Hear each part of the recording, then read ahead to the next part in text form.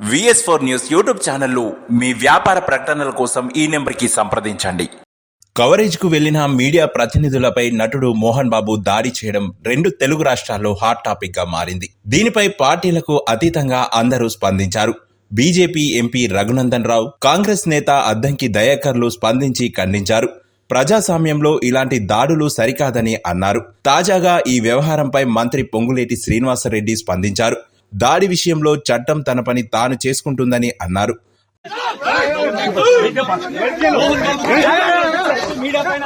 అనంతరం జర్నలిస్టుల ఆరోగ్య పరిస్థితిపై ఆరా తీశారు. మెరుగైన వైద్యం అందించాలని ఆదేశించారు. ఇదిలా ఉండగా మోహన్ బాబుపై జర్నలిస్ట్ సంఘాలు ఆగ్రహంగా ఉన్నాయి. ఇప్పటికే వరంగల్ జిల్లా వ్యాప్తంగా ర్యాలీలకు పిలుపునిచ్చారు.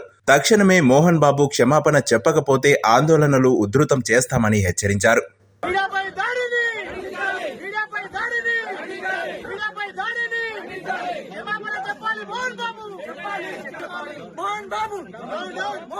ఇక ఇటు చూసుకున్నట్లయితే జర్నలిస్టులతో దురుసుగా ప్రవర్తించిన ప్రముఖ సినీ నటుడు మోహన్ బాబును వెంటనే అరెస్టు చేయాలని కాంగ్రెస్ నేత ఎమ్మెల్సీ తీన్మార్ మల్లన్న డిమాండ్ చేశారు.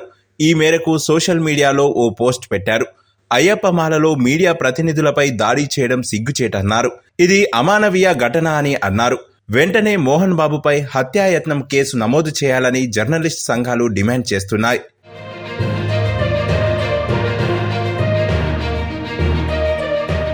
ఇలాంటి మరెన్నో లేటెస్ట్ ఇన్ఫర్మేషన్ న్యూస్ కోసం VS4 న్యూస్ ఛానల్ ని సబ్స్క్రైబ్ చేసి పక్కన ఉన్నటువంటి గంట సింబల్ ని నొక్కండి. ఇలా గంట సింబల్ నొక్కడం ద్వారా మేం చేసేటువంటి ఇలాంటి లేటెస్ట్ అప్డేట్స్ మీకు ఎప్పటికప్పుడు నోటిఫికేషన్ ద్వారా అందుతాయి.